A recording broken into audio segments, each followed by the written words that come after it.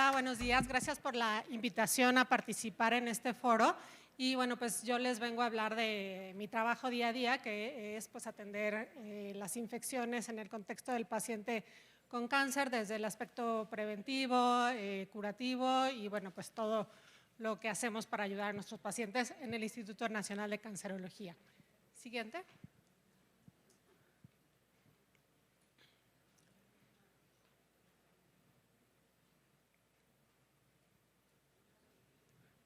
Bueno, nosotros consideramos a un paciente inmunocomprometido cuando tiene una capacidad disminuida o ausente para defenderse de las infecciones. Y bueno, pues hay tres escenarios principales en este contexto. Lo que antes se conocía como inmunodeficiencias primarias, que ahora son los errores innatos del metabolismo y que son personas que desde que nacen tienen alguna alteración en las células, en las defensas o en algunas proteínas implicadas en defendernos de las infecciones. Lo siguiente es la inmunodeficiencia secundaria o adquirida, que es aquella que a lo largo de la vida una persona puede desarrollar. Algunos de los ejemplos de esto es la diabetes mellitus, desnutrición, infección por VIH y cáncer.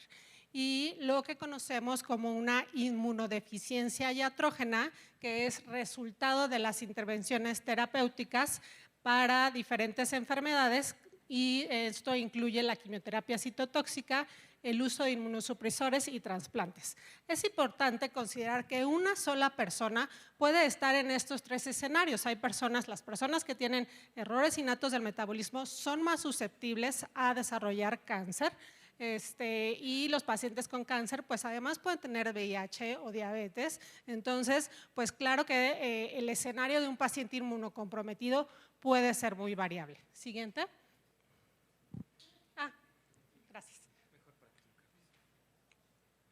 Entonces, pues aquí lo vemos gráficamente, ¿no? No va a ser igual un paciente que esté adelgazado, que tenga una etapa avanzada de la enfermedad, que aparte sea diabético o que no pueda comer, que un paciente joven que pues esté bien alimentado, ¿no? Entonces, pues tenemos que considerar todos estos factores a la hora de proteger a nuestro paciente y de saber qué infecciones puede desarrollar. ¿Por qué los pacientes con cáncer tienen más riesgo de infección? Muchas veces estos pacientes cursan con desnutrición porque no pueden comer, porque el efecto adverso de algunos tratamientos oncológicos es náusea, vómito, pierden el apetito. Las células tumorales tienen una mayor degradación y es un escenario ideal para que se peguen las infecciones y bueno, pues tienen mayores procesos de este tipo. Los tumores afectan las barreras naturales de protección, esto entendamos que es la piel, el tubo digestivo, la vía aérea y permiten una entrada directa de los microorganismos del ambiente al organismo del paciente. El tratamiento oncológico, que esto puede ser muy variable y aunque los medicamentos cada vez son menos tóxicos, pues algunos de los nuevos medicamentos tienen algunas particularidades sobre el riesgo de infección y bueno, pues también considerar que los pacientes pueden tener coinfección con diferentes virus oncogénicos. Por ejemplo, hay pacientes que tienen VIH, tienen VPH, tienen hepatitis y luego desarrollan cáncer de próstata y todo. O sea, siempre tenemos como nuevos retos en nuestra práctica diaria. Las infecciones van a ser la causa más frecuente de muerte no relacionada con el padecimiento oncológico, entonces deben de ser una prioridad en todo el contexto de la atención del paciente con cáncer. Van a tener más riesgo los pacientes con neoplasias hematológicas por mucho, sin embargo, otros tumores sólidos como el cáncer de próstata, cáncer de mama y el sarcoma de Kaposi, que se presenta en el contexto de las personas que viven con VIH, pues también son tumores con frecuentes infecciones asociadas. Las poblaciones que tienen más mortalidad por infección van a ser los pacientes entre 40 y 64 años, hombres y que tengan etapas avanzadas del cáncer. Y bueno, ¿qué es lo que va a suceder con nuestros pacientes? Los de mayor prioridad, nuestro pan de cada día, pues son los pacientes con neoplasias hematológicas. Al menos la mitad de estos pacientes va a desarrollar infecciones graves a lo largo de su padecimiento y esto nosotros lo consideramos una infección que requiere un tratamiento intravenoso o que puede comprometer su vida. La más frecuente de estas infecciones va a ser la neumonía, que sucede en un 10% de los pacientes con cáncer y hasta en 30% de los pacientes con neoplasias hematológicas. Y bueno, pues un escenario frecuente, consecuencia de los tratamientos, que es la neutropenia febril, que es cuando los neutrófilos disminuyen de una forma muy importante y bueno, pues el paciente llega a tener fiebre. Esto puede generar una mortalidad del 11% en general, pero hasta el 50% en aquellos pacientes que desarrollen sepsis. Pero bueno, no todo es la parte de la infección. El paciente que desarrolla una infección durante su tratamiento va a tener retraso en el tratamiento oncológico, es decir, no podemos permitir que le den pues, la siguiente quimioterapia o que lo operen. En algunos casos, cuando hay infecciones graves, se suspenden los tratamientos, pueden tener necesidad de ingreso a cuidados intensivos y bueno, pues diferentes invasiones que le dan otro riesgo de infecciones agregadas. Las infecciones además afectan su calidad de vida, promueven el aislamiento social porque es a veces necesario, como lo vivimos durante la pandemia de COVID, que el paciente con cáncer que desarrolla COVID además estaba solo y aislado de su familia. Aumentan de una manera muy considerable los costos de atención y sobre todo pues son una condición que pone al paciente en riesgo de muerte. ¿Qué podemos hacer para ayudar a los pacientes con cáncer a prevenir las infecciones, ¿no? Lo primero, y bueno, pues a veces más importante, son las medidas generales de prevención, la vacunación, identificar a las poblaciones de mayor riesgo y pues la parte de nosotros como médicos, la vigilancia y el tratamiento oportuno de las infecciones. Entonces, las medidas generales que a veces pues, parecen como muy sencillas y todo, no debemos de olvidarlas y de revisarlas con nuestros pacientes, hacer un lavado de manos, un baño diario. Aquí en México a veces tienen como la falsa noción de que el paciente que está enfermo pues no se debe de bañar, ¿no? Entonces, pero eso no tiene ninguna evidencia científica. No convivir con personas enfermas, esto pues también es muy importante, ¿no? Entonces a veces dicen, es que lo visitó su sobrinito que viene de la guardería y tiene mocos, o sea, eso es una mala idea, ¿no? Evitar las aglomeraciones, preferir estar en lugares ventilados, cuidar la integridad de la piel, que la piel esté lubricada, evitar pues heridas, cuidado bucal y algunas cosas que tal vez no sean como tan consideradas, pero bueno, se tiene que evitar que el paciente oncológico esté en construcciones, que eso también es un poco difícil aquí en la Ciudad de México, que hay construcciones a lo largo de toda la ciudad, y visitar viviendas viejas, ¿no? Como que, ay, pues está desocupando alguna casa de algún familiar o algo así, porque ese contexto aumenta el riesgo de infecciones fúngicas. Cuando hagan trabajos de jardinería, o bueno, aquí en nuestro país que hay mucha gente dedicada a la agricultura, se deben de proteger porque hay ciertas infecciones que también se pueden contraer de esta manera. Cuidado de sondas y catéteres, que es nuestra obligación capacitar al paciente y a su familiar para desarrollarlo. Y bueno, pues el higiene de los alimentos, ¿no? Entonces, aquí en México, algunas regiones consumen lácteos no pasteurizados, hay que evitarlos y evitar también los alimentos crudos.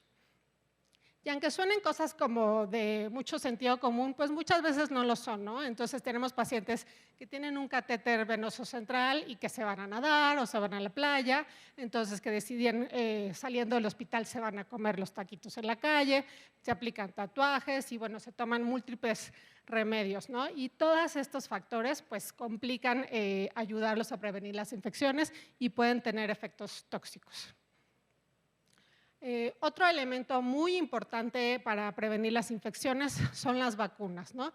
Entonces, una pregunta muy frecuente es, ¿a poco mi paciente que tiene cáncer se puede vacunar?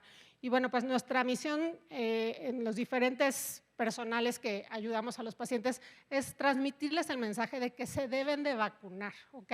Entonces, idealmente antes de que empiece su tratamiento oncológico, pero si ya lo empezaron, también se pueden vacunar, ¿no? Entonces, donde queda la mayor duda es en aquellos que reciben quimioterapia y esos pacientes se deben de vacunar aproximadamente una semana antes de su siguiente ciclo de quimioterapia, que es un periodo en el que han recuperado las células de las defensas y que todavía pues tendrán algunas semanas más de protección. Aquellos pacientes que se van a operar, pues vacunarse hasta que se recuperen de la cirugía. Si tienen quimioterapia vía oral o radioterapia, se pueden vacunar en cualquier momento y no se deben de vacunar si tienen alguna infección activa.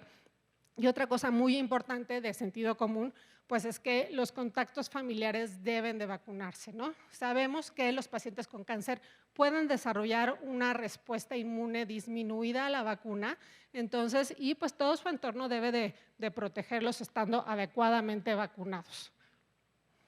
¿Qué vacunas se deben de poner los pacientes con cáncer?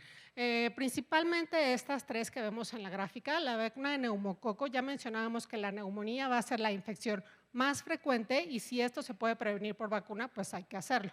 En nuestro país contamos con estas dos vacunas, que es la vacuna conjugada y la polisacárida, y el esquema ideal en alguien que no se ha vacunado en la vida adulta es ponerse primero la versión conjugada y 8 semanas después aplicarse la versión polisacárida, y esto hará pues una respuesta inmune combinada que es mejor y más duradera.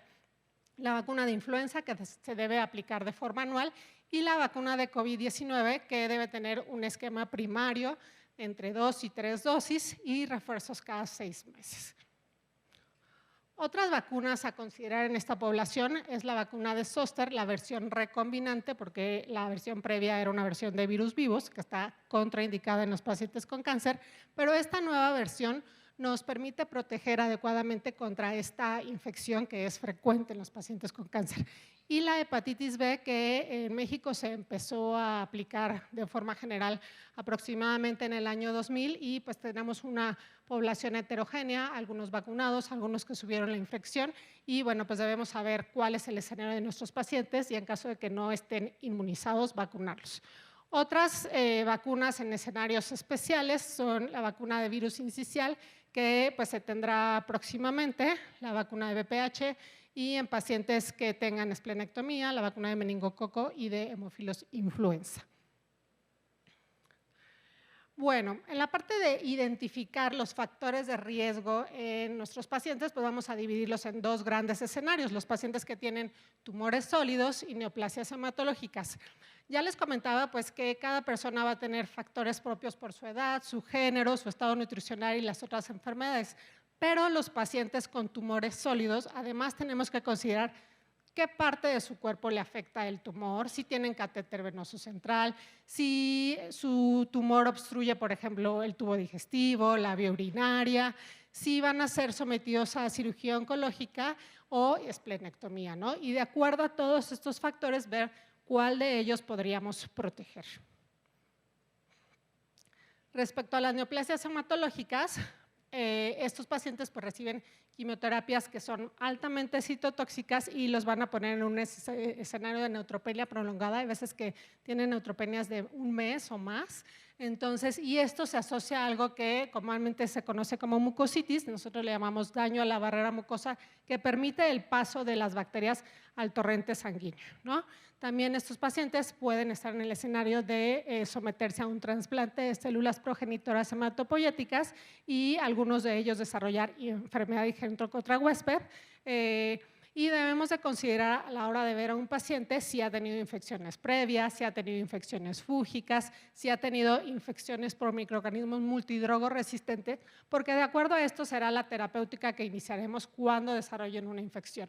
También aquellos pacientes con etapas clínicas avanzadas pues van a tener cuadros potencialmente más graves y bueno, pues conocer el historial de quimioterapias de nuestros pacientes y la quimioterapia actual para decidir la mejor manera de ayudarlos. Y bueno, como les mencionaba, han cambiado los escenarios de las quimioterapias. Ahora muchísimas quimioterapias se aplican de forma ambulatoria, de vía oral, y nosotros pues tenemos que irnos actualizando y conocer las diferentes estrategias actuales. Y aquí les pongo unos ejemplos de esquemas de quimioterapia, los tipos de cáncer en los que se usan y pues por ejemplo algunas de las infecciones que pueden suceder en estos escenarios. Entonces pues nosotros debemos de estar en constante actualización y todo para saber de qué manera proteger a nuestros pacientes. Y aquí vemos por ejemplo que varios de los escenarios pueden tener reactivación de hepatitis B, entonces ya les decía que es importante considerar esto, pero pues también tienen mayor riesgo de infección por varicela zoster y todo. Entonces, esto pues no es una receta de cocina, nosotros tenemos que ir sumando todas las piezas del rompecabezas de nuestro paciente antes del diagnóstico oncológico, a partir de su diagnóstico y durante el tratamiento para poder ofrecer una estrategia dirigida que sea adecuada. Entonces, bueno, pues con lo anterior yo les diría, tenemos que ubicar que nuestro paciente está en riesgo de infección. Hay escenarios en los que tendrán muchos más factores y debemos de poner atención a ellos.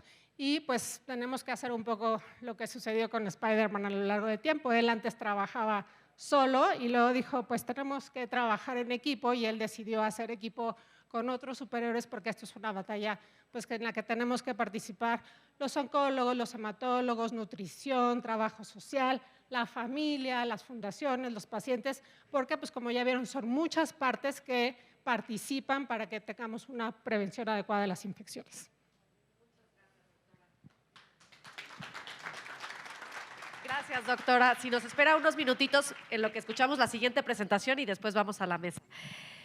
Vamos a escuchar a continuación a la doctora Valeria Arango. Ella es Fellow de Medicina Integrativa, miembro de Integrative Oncology Working Group de Estados Unidos y creadora del proyecto Healing Presence, médico, mamá y sobreviviente de cáncer. Doctora, por favor.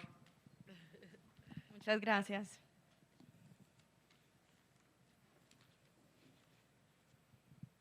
Bueno, muchas gracias por este espacio. Hoy vamos a hablar sobre las necesidades del paciente inmunocomprometido desde un enfoque muy integral. Y antes de comenzar, pues es importante leer como este disclaimer, que los puntos de vista pues, y pensamientos son propios como de mi conocimiento y no tienen relación con nada de Astellas. Bueno, entonces antes de comenzar, ya la doctora nos dio un abordaje muy integral sobre la condición fisiológica en la que se encuentran los pacientes inmunocomprometidos, porque sabemos que innatamente tienen un desbalance a nivel de ese sistema de defensa, ya sea por su condición de salud o por sus tratamientos. Pero yo quiero que hoy pensemos en otra característica fundamental que tienen estos pacientes. Y son pacientes que en muchas circunstancias tienen miedo. Y tienen miedo porque están en un riesgo inminente de sufrir una infección que altere su salud, su tratamiento y que les implique generar otros procesos adaptativos. Entonces, en estos casos, la angustia, el sufrimiento que el miedo les genera puede dar una sensación de inmunosupresión emotiva que es sin quedarme sin respuestas emocionales frente a la enfermedad y no saber en ese momento en que tengo que adaptarme rápidamente cómo hacerlo.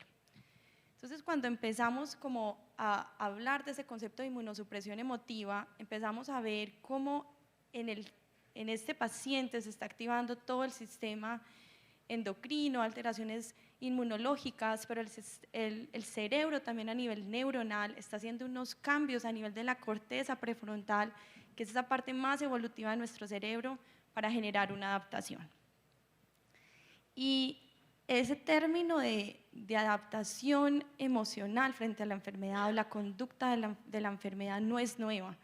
Si nos vamos casi que al año de 1880, el famoso neurólogo de la ciudad de Nueva York, George Miller, él definía algo muy interesante y decía que evidenciaba a los pacientes como una fatiga, un colapso funcional cuando ellos se sometían a un estrés emocional muy fuerte o cuando había un cambio fisiológico muy grande, y que ese colapso realmente no podía o no permitía que ellos se adaptaran adecuadamente.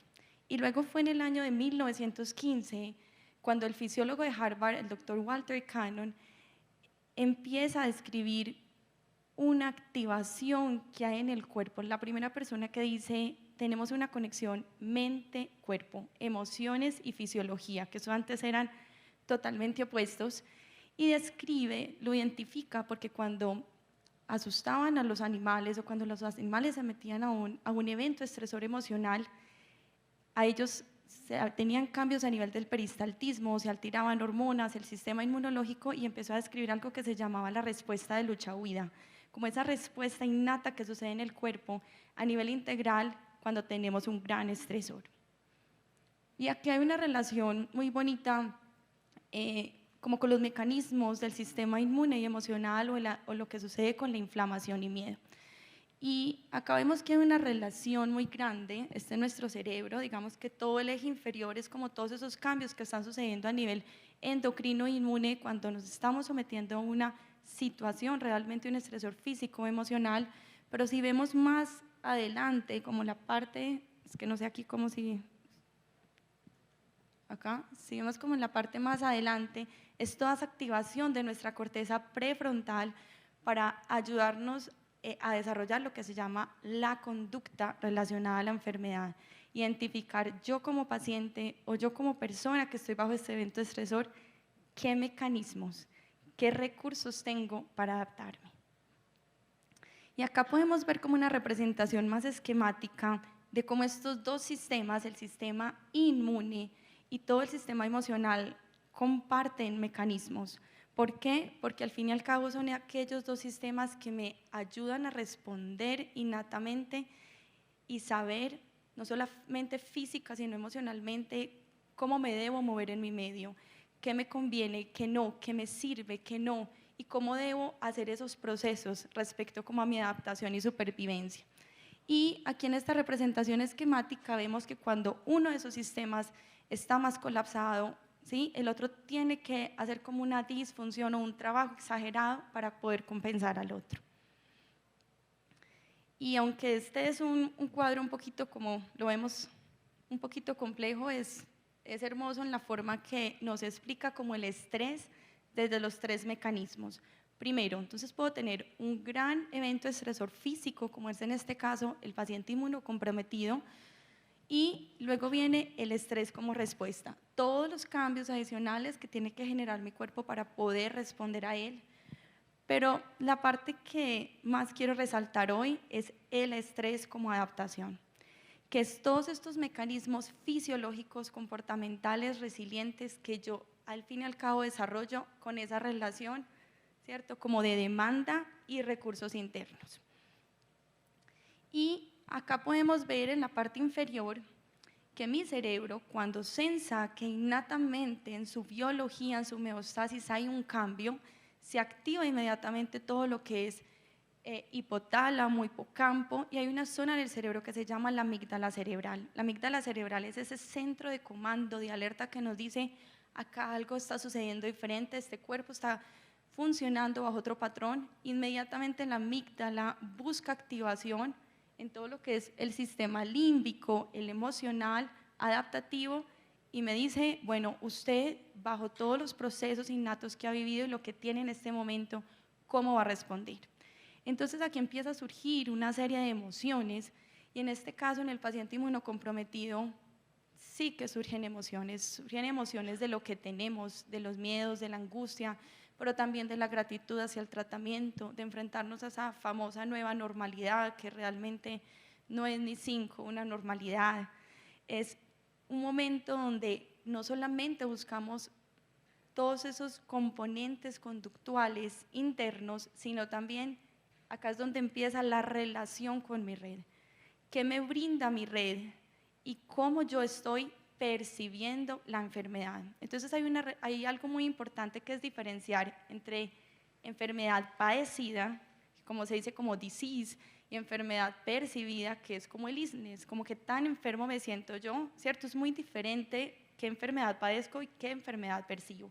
Y aquí es donde entra el concepto de red, y la red se crea, es muy bonito el significado, porque cuando uno cae enfermo, ¿qué necesita? Una red, ¿cierto? Una red donde yo pueda caer.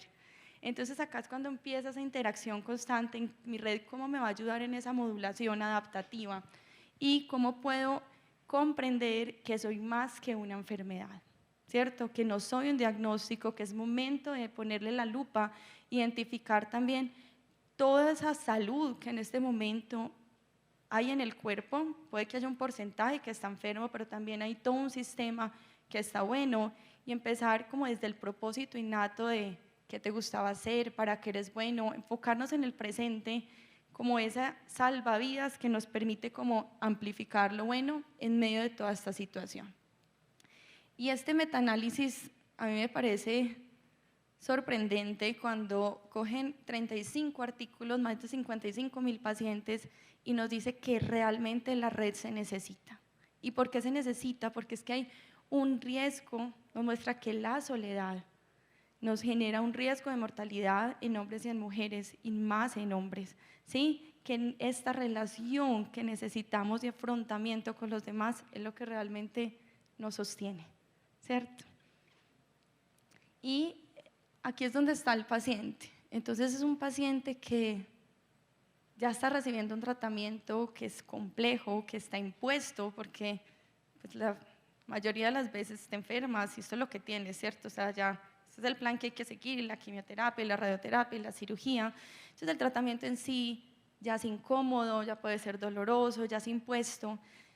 Y cuando queremos hacer un abordaje integral, el acompañamiento emocional se debe proponer, para que no sea una tarea más que debo hacer, sino para que sea como una herramienta que mi misma red y mi mismo entorno me brinda.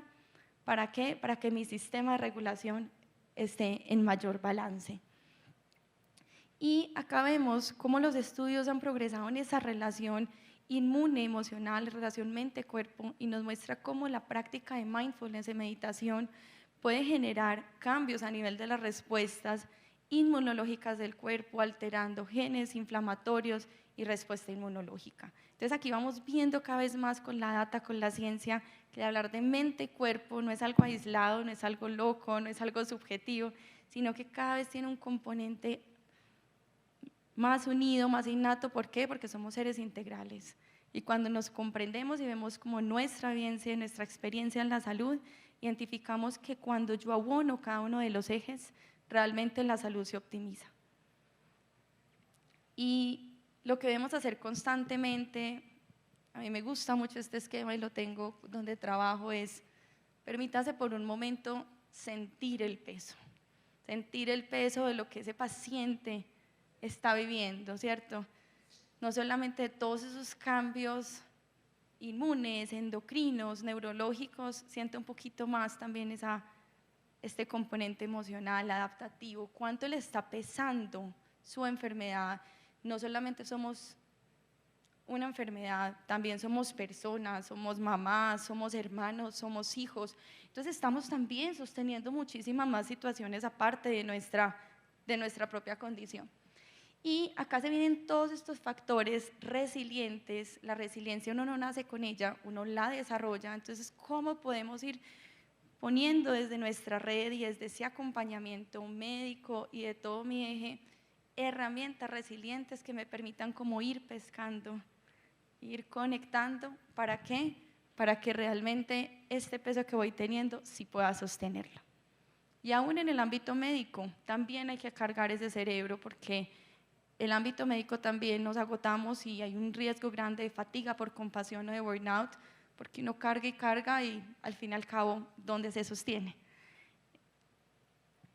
Y acá en toda esta parte de regulación emocional, entonces podemos ver como que esquemáticamente, para que yo pueda estar en una regulación emocional, al fin y al cabo necesito como un acompañamiento muy integral, y no va a ser lo mismo hacer una regulación o conducta emocional en una persona joven o de más edad, ¿sí? Porque tenemos que identificar también cuál es su propósito, dónde está su intención, qué es lo que lo nutre en cada eje, en cada esfera, y cuáles son sus necesidades principales. Y entonces tenemos que considerar siempre como este enfoque integral que es muy empático, es compasivo, donde nos dice, claro, aquí está un tratamiento médico, acá está un enfoque médico convencional, pero ¿cuáles son todas esas esferas donde podemos empoderar al paciente en el autocuidado, en la participación activa de su enfermedad, y cómo también podemos empoderarlo de su proceso, que no sea médico dependiente? ¿Qué quiere decir eso? Que su cuidado no sea determinado solo por los 20 minutos o 15 minutos que estamos con él, sino que él salga empoderado en su proceso. ¿Para qué? Para saber que es activo aún en el cuidado y en el manejo de su salud y su enfermedad, porque nunca es la enfermedad sola, siempre hay un componente que podemos nutrir durante todo este eje. Y esta frase me encanta, dice: centrarse regularmente en lo positivo, en lo que se puede hacer y en lo que se tiene, puede tener un impacto significativo en el bienestar, la función, el estado de ánimo y el dolor. Hoy quisimos hacer este abordaje del paciente inmunocomprometido. La doctora ya nos dio una charla pues muy interesante a nivel de esa fisiología, pero invitarlos a que demos como un abordaje muy integral desde la psiconeuroinmunología, identificar esa integridad que somos y cómo aportar a cada eje realmente nos va a servir. Quiero invitarlos también a que todos los que estamos acá damos bastante a pacientes como cuidadores, podemos ser también pacientes, todos sentimos, todos cargamos un peso, entonces qué rico que de pronto se permitan ir al espacio healing, a esa experiencia, para que pueda cada uno trabajar algo que lo nutra y que este momento también sea para ustedes. Muchas gracias. Muchas gracias, doctora. Si nos acompaña en el panel, por favor. Sí, por favor. Y también la doctora Pamela Latorre, si nos vuelve a acompañar. Y sumamos a Jorge Lamela del Observatorio Oncológico de Uruguay y como moderadora a Raquel Paniagua del Observatorio Oncológico también. Muchas gracias a todos.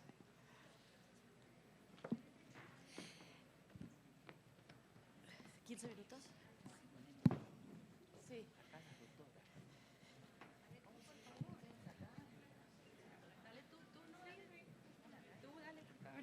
Moderadora Raquel, si nos ayudas a que sea algo muy breve para que después continuemos con la siguiente mesa. Sí, y cómo no, continuar. cómo no. Gracias. Estuvimos hablando en el break, sí, estoy contando bien los cuatro.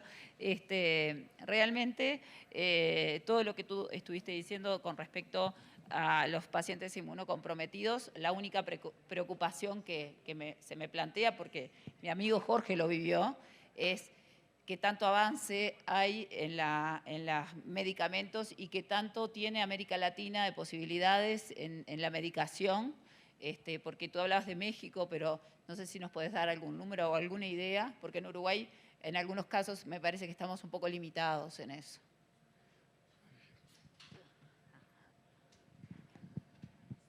Sí, bueno, hablando de los recursos para atender las infecciones de los pacientes, yo le comentaría pues desde el punto de vista de la presencia de infectólogos, de los recursos de diagnóstico y de los medicamentos para tratar las infecciones. La realidad de nuestro país es muy heterogénea. ¿Eso qué quiere decir? Hay centros oncológicos donde no hay un infectólogo, ni siquiera como interconsultante, y también los recursos del diagnóstico microbiológico también son muy diferentes en todos los escenarios. Yo vengo pues de uno de los centros de referencia más importantes del país, donde hemos luchado día a día por acceder a estos recursos y a veces pues con colaboraciones entre otros hospitales, es decir, pues nosotros tenemos una prueba que la compartimos con nuestro hospital vecino que no la tiene e intercambiamos, ¿no? Misma historia pues con los diferentes medicamentos, sobre todo para combatir las infecciones multidrogresistentes o acceso a nuevos antifúngicos que son más sencillos de administrar, pero bueno, esto es pues una lucha día a día. Nuestro país no cuenta con muchos recursos y sobre todo pues los diferentes escenarios de la atención de los pacientes. Bueno, muchas gracias. Una pregunta a ti. Yo hace un rato estábamos hablando contigo y yo soy docente y te decía, desde la sociología al ser humano se le ve como un ser biopsicosocial. ¿Es realmente factible? Porque tú nos mostrabas toda esa visión nueva del paciente, esa visión en la que estamos mirando desde la mente. Nosotros como pacientes lo vivimos, en su momento lo vivimos, pero en ese momento se nos trataba más por la enfermedad que por quienes éramos. Hoy en día, ¿es accesible esa posibilidad que tú brindás o que tú decías hace un rato de generar esos equipos de gente que nos sostengan esa red que tú decías? ¿Es posible?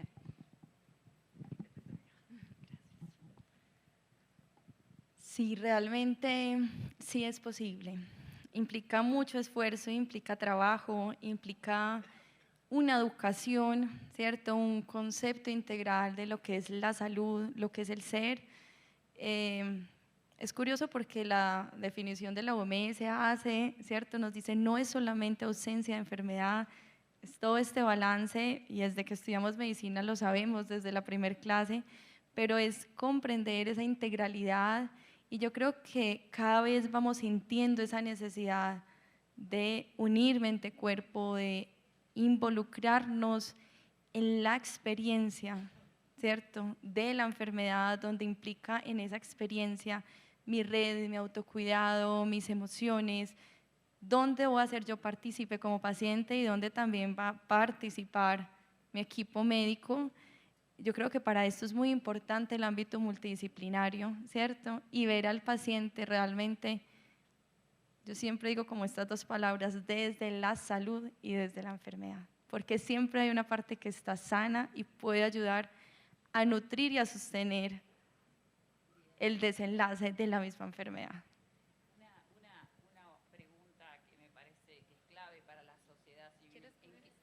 Perdón, está apagado esto. Una pregunta que es clave para la sociedad civil. ¿En qué podemos ayudar para que estos equipos, porque realmente, o sea, si nosotros entramos a un centro de salud hoy en día, a veces equipos que nos cuiden desde lo mental, nos cuesta hasta conseguir un psicólogo, un psicooncólogo y demás.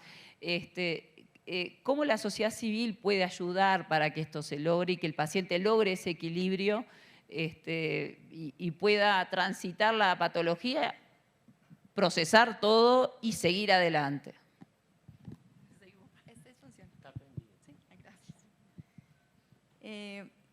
Con esa pregunta que hiciste, yo me la hacía mucho cuando estudiaba y decía, ¿cómo se puede impactar y esto cómo puede no solo quedarse en el que está aprendiendo lo que se llama como Mind and Body y estas terapias, cómo se puede expandir? Entonces ahí fue como la primera necesidad de crear como una herramienta de bienestar para que cualquier persona pudiera tenerla en su bolsillo y pudiera ayudar como a transformar, ¿cierto? Yo siempre pues me gusta hacer énfasis en que somos todos los que necesitamos, no es solo el paciente, el equipo médico, el desgaste que unas veces siente es grande o que en nuestras instituciones sentimos, la red, el cuidador. Entonces yo creo que cuando uno empieza a comprender que todos estamos relacionados para que esa experiencia, que no es simplemente que el paciente esté bien, sino que si el médico está agotado y ha visto 30 pacientes y uno dice, estoy entregando todo el amor a todos, pero mi vida está disfuncional en otros aspectos, ¿cierto? Entonces cuando empezamos a cubrir todos y a brindar espacios como bien estratégico, entonces brindar espacios donde todos podamos conectarnos, educar, la educación es clave, empezar a reconocer el concepto del ser desde el enfoque integral, ayudarle al paciente y a esa red a dar un manejo de las emociones, ¿cierto? Entonces, ¿te acuerdas cuando hablábamos como de esa corteza prefrontal, que es lo primero que dice, esto es lo que tengo y cómo reacciono? En esa validación empática de las emociones y cómo lo hago, es empezar primero a reconocer qué me está pesando y cómo puedo gestionarlo. Yo creo que dijiste algo muy importante, porque recién lo estaba hablando con Marisa, es quién sostiene su cerebro, porque viste cuando estabas, tú en un momento dijiste que uno tiene que también sostener el peso del paciente. Bueno, yo la quedé mirando a Marisa y le dije, ¿y quién te sostiene el tuyo? Eso es fundamental, que no solo pensemos en ayudar al paciente, sino al sistema, a los propios médicos para protegerlos y que puedan ayudar al paciente.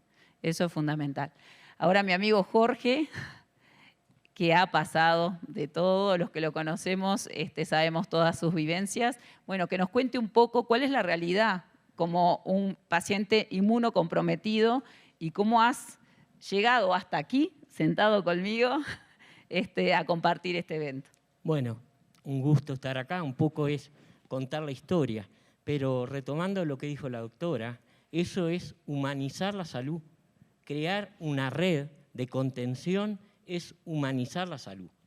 Todos unidos al paciente, cada uno aportando para que ese paciente se sienta continentado. En mi caso, un paciente oncológico de hace 30 años con un linfoma no-Hodgkin, estadio 4, compromiso de médula, diagnóstico en aquellos tiempos 2 meses y prepara la valija. Yo un poco les voy a contar lo que yo viví, cómo lo afronté. Lo primero que quise saber era lo que tenía, porque sabía que me moría y tenía 2 hijos chicos de 8 y 6 años. Sabía que me estaba muriendo, que estaban en el fin de mi carrera con 33 años. Lo que sentí en el momento de ese diagnóstico, de acá, les digo con propiedad, desde el ombligo sentí una fuerza enorme que me llenó a decir, yo voy a vivir. Y yo le dije a ese médico que hoy vive y lo tiene en su agenda, anotalo, 17 de agosto del 1993. Yo soy de los que voy a estar del otro lado de tu tabla, de la tabla que cuentan de los que se mueren. Esa lucha la hice mía, la hice de mi familia, por eso tuve que luchar, pero también somos un todo. Esa situación de energía positiva me duró 10, 15 días, que la transmití a mi familia, a mi madre, a mi padre, a todo el que me preguntaba y estaba preocupado. Yo voy a vivir, hasta que sentí en el momento que caí al piso y tuve que llorar como un niño en la falda de mi padre y de mi madre para decirles que tenía miedo de morirme. Esa misma energía que sacó el llanto fue la que me ayudó a tomar fuerzas para seguir la lucha. Una lucha que no fue fácil, pero que cada día contaba como un día más de los 2 meses que me habían dado.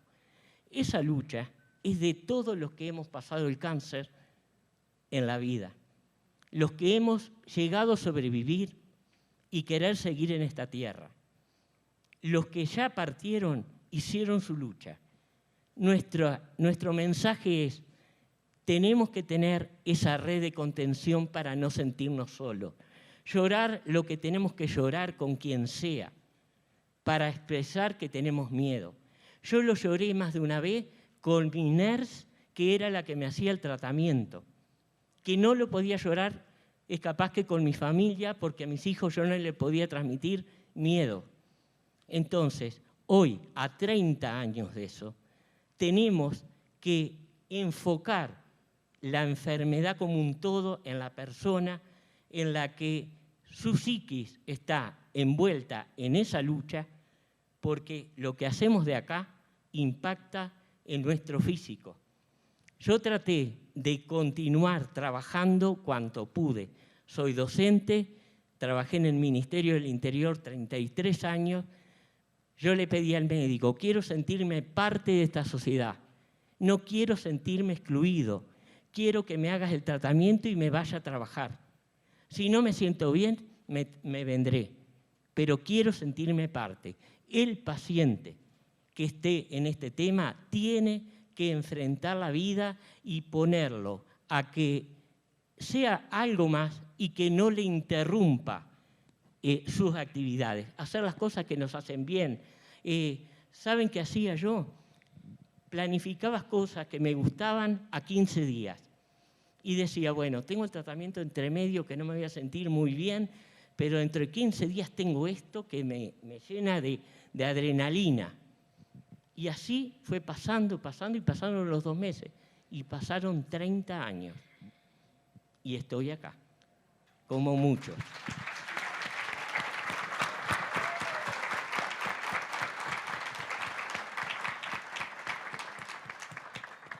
Mi mensaje es de una vivencia, nada más.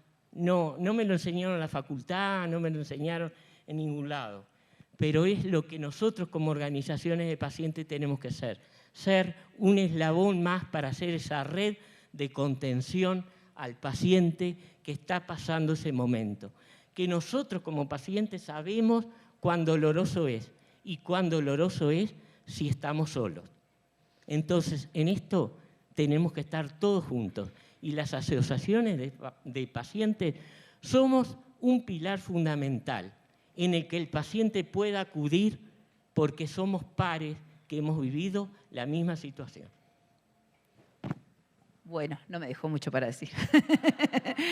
Realmente, Jorge siempre es espectacular, o sea que desde el Observatorio Oncológico nosotros trabajamos en eso. Yo creo que la empatía por el paciente, la empatía por la situación y lo que siente el paciente lo vivimos a diario. Las necesidades de los pacientes son fundamentales tenerlas presentes. Yo hablaba recién con las doctoras hace un ratito y yo le contaba también, digo, yo cuando viví la experiencia del cáncer, O sea, todo esto que decimos, vamos, que se puede y demás, no. Créame que caímos, todos caímos. Yo tenía hijas chicas también. Lo que dijo Jorge, nos tenemos que cuidar de los hijos chicos porque tampoco pueden sufrir lo mismo que estamos sufriendo nosotros, pero a su vez tenés que ser madre y a su vez tenés que responder como tal o cual cosa. Entonces, fue difícil. En un momento determinado yo soy docente y tuve que decir, no puedo con esto. No podía atender las vidas de otros porque no podía atender la mía. Entonces ahí me detuve y tuve un año sin trabajar como docente. Fue el único año que no trabajé como docente desde hace 30 años. Y la realidad fue esa porque tuve que detenerme porque no podía pensar por otros. Y mis alumnos son como mis hijos, entonces es como que no podía. Y bueno, y lo entiendo a Jorge todo lo que dice porque es real. Es el entorno total que te va cubriendo los amigos que te van llamando y te van cuidando y te van haciendo lo que decimos en Uruguay, el aguante. O sea, te van dando toda esa fuerza que uno va necesitando para poder salir adelante. O sea que, bueno, muchísimas gracias, porque si no me van a matar por allá. No se paró ni nada, ella bastante bien se portó. Pero muchísimas gracias, doctoras. La verdad, un placer haberlas conocido. Y bueno, Jorge, sos mi amigo, ¿qué te puedo decir? Bueno, gracias a todos.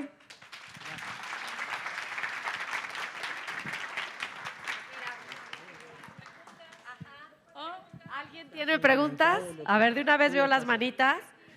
Híjole, hay muchas. 2 preguntas entonces. 1 y 2.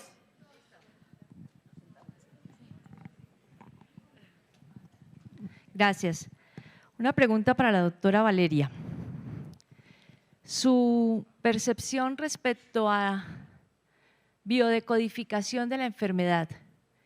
El doctor Hammer hace muchos años nos habló de medicina patas arriba, es el precursor de biodecodificación de la enfermedad y habla de ese trauma que como detonante del cáncer y supone la responsabilidad en el paciente porque él dice que la enfermedad se curaría en el momento en que uno resuelva el conflicto que generó la enfermedad. Entonces, ¿cuál es tu percepción respecto a biodecodificación de la enfermedad? Realmente, ¿aló? Sí. Es un concepto que existe y hay mucha información relacionada a eso, pero cuando el paciente me pregunta sobre doctora, entonces si yo modulo o identifico qué fue lo que causó, entonces me voy a sanar. Lo primero que le digo es, sostente a ti en el presente, ¿sí? Y hay preguntas que es muy fácil decirlas desde la teoría, ¿cierto? Pero desde la práctica, la realidad, cuando nos las hacemos solamente van a generar más sufrimiento, más angustia y llegar a ellas es realmente como atravesar un océano donde uno se puede ahogar. Entonces no es momento de ahogarse, ¿sí? Es momento de coger esa barquita y remar y permitir que otros me ayuden a remar. Y en medio de ese proceso, como hablamos, en medio de lo que es la conducta de la enfermedad, te aseguro que uno se va encontrando. Y uno va encontrando como en el enfoque del alma, de la vida, lo que va teniendo, dónde ese aspecto que deseo trabajar, que necesito, que me va alineando con mi propósito. Y ahí es cuando la enfermedad se convierte como en un maestro, que uno después dice, siquiera llegó este maestro, pero eso sucede mucho tiempo después, en unos pacientes o en unas personas, porque todos tenemos como un nivel evolutivo espiritual muy diferente, sucederá más rápido que otros, pero lo primero que le digo es, enfócate en cuidarte, en ser compasivo, en ser empático con tu necesidad, en reconocer tus emociones y en identificar qué rol vas a hacer con el presente. Y cuando te permitas eso, es el primer eslabón para poder comenzar, pero no al revés, porque es tanto el peso, es como si a uno, y te lo voy a decir acá como paciente, es como si a uno le pusieran como un ancla, o sea, tú te vas al suelo y tú dices, enfermedad, tratamiento, ¿dónde estoy? ¿Qué hice mal? Aquí la culpa no es para que me hunda, ¿cierto? Aquí no voy a encontrar posiblemente ni muchos años porque fue, ni médicamente lo sabremos, Doctor, ¿por qué me dio? Pues acá la doctora yo creo que sabe, ¿cierto? Cuántas causas, es un factor tan multifactorial que yo creo que lo más importante es dar estrategias para empezar a avanzar en el camino y el propio camino se va volviendo un maestro en la elaboración como conductual emocional.